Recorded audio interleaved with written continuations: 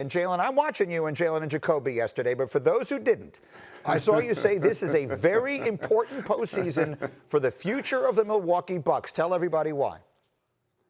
Here's why. Because I believe, and I'm going to be rooting for them, because Kareem once left the Bucks in the 70s.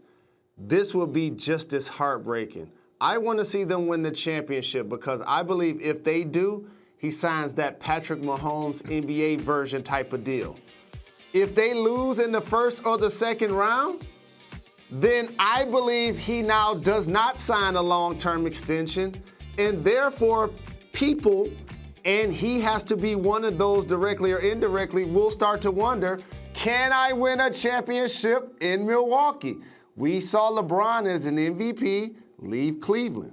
We saw KD as an MVP leave OKC. I do not want to see this happen to the Milwaukee Bucks.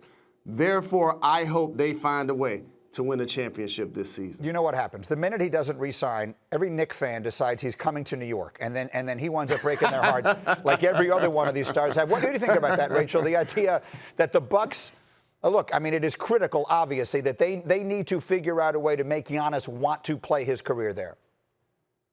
Yeah, I mean, look, first of all, a lot of people break New York Knicks fans' hearts, Greeny. I'm not sure I would lay any of that on Giannis Antetokounmpo, no matter what happens with this contract. I would point out that he will have the option to sign a Supermax this offseason, but he doesn't have to. And he could definitely kick the can down the road for an extra season and sign it the season after. So it's going to be such a weird offseason. As Jalen mentioned, how they do in these playoffs is absolutely going to have an impact on it, but it's going to be a super short offseason. We don't know exactly what's going to be going on with the salary cap. And so there is a possibility that if they don't either win or get knocked out in the first round, if it's something in between, Giannis comes out and says, hey, I want my full time to decide and see how things go here. I'm going to wait till next summer instead of making a decision now. That's a third possibility that I know that Bucks fans don't want. They want him to just sign this offseason and be done with it.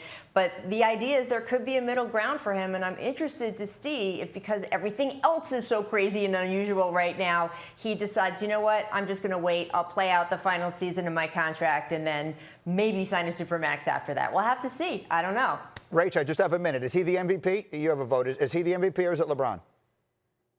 I certainly think he is, and I think that he's going to run away with it, just with the way the stats were. Greeny, there was a quarter of the season left when they shut down. There's no question LeBron was making a run, but that quarter of the season didn't happen. We'll never know, and so I think Giannis is the one who's the MVP with the stats that are in the books. He's going to win it, right, Jalen? You know that I believe LeBron. I would vote for LeBron if I could. I know you are going to vote for Giannis, but he's going to win it either way, right, Jalen? Giannis is going to win it. But you're one of those people that would have voted for Michael Jordan every year, but he didn't always have the best regular season. There were guys that actually jumped up and had great regular seasons, and Giannis fits the bill this year. #1 overall seed. He's led that squad. Giannis deserves to win MVP this season. I would vote for Michael Jordan this year, and he hasn't played in 20 years. It doesn't make any difference.